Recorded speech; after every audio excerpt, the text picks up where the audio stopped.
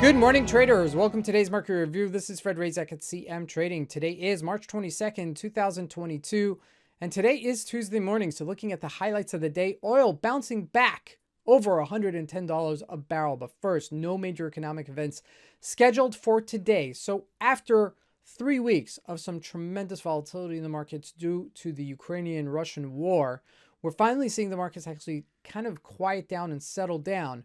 And we're going to take a look first at the euro as it's continued to get weaker versus the dollar. U.S. dollar continues to gain slightly. And looking at the indices, the Dow Jones and the NASDAQ both taking a breather and selling off just slightly. Looking at commodities, gold unchanged while oil, as mentioned, rallied. It's the tech stocks that led and the bounce higher yesterday, but cryptocurrencies, Bitcoin pretty much unchanged. So the market's really taking all a breather. But let's take a look at the markets and see what we can expect from today's trading.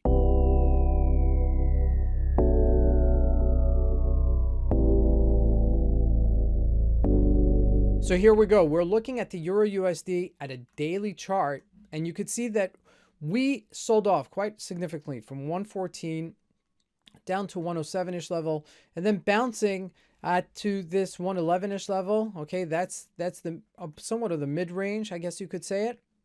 I would have expected to go to 111.70-ish level, but it didn't even hit it. Okay, where I have my daily, my 30-day moving average, and using that as a resistance-ish level, we continue to sell off. We're right now trading at 109-ish level. Okay, altogether, it has gotten a little bit weaker, okay, and crossing over that 8-day moving average. Now, my parameters are 109-ish level and 111-ish level for now, and as long as, you know, we're trading within that range, I think it's just acceptable for us to be there. Looking at a 4-hour chart, we're crossing over both the 30-day and the 8-day moving average with some gusto, okay?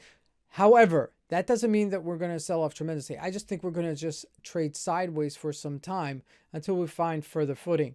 Now, looking at the GBP, you saw that we did rally up to 132-ish level and then retracing to 131-ish level. Okay, but it's in a tight range, and so is the Aussie dollar as well. Aussie dollar being the strongest one, as you can see, it didn't really retrace at all, and it's quite understandable. First of all, the European Union is right next door to this Ukrainian and Russian confrontation or war.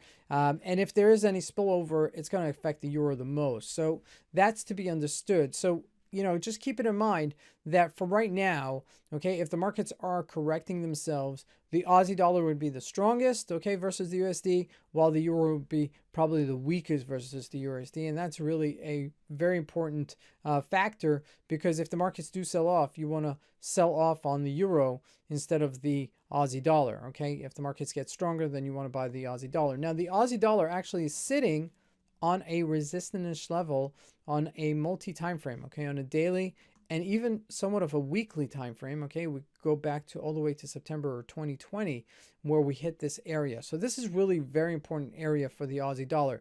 Now, jumping commodities, gold did nothing yesterday, okay? Pretty much sideways trading, just watching paint dry, I guess you could call it. And looking at oil, we did get that bounce, okay? We were trading this morning at 112 from 108 yesterday.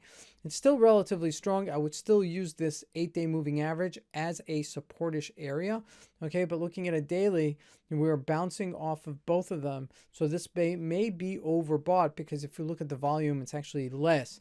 Now, jumping into the U.S. markets, we're looking here at the Dow Jones. Yesterday, we hit a high of 34,725 and then retracing down to 34. I mean, this thing has been orbital over the past couple of weeks. If we look at a weekly chart, you could see that. I mean, like, since when did we go this fast, this quickly in such a short time? It really means that a lot of people are short the market right now. And if a lot of people are short the market right now, that means that, you know, you'll get these extreme moves on the upside, okay, after you have such an extreme sell-off. We sold off from 36,600 to 32,200. You know, that's a good 4,500 points. You know, with it to bounce about 2,000 points, somewhere at midpoint, that's natural, okay? And we're still trading between our two moving averages when we look at a weekly.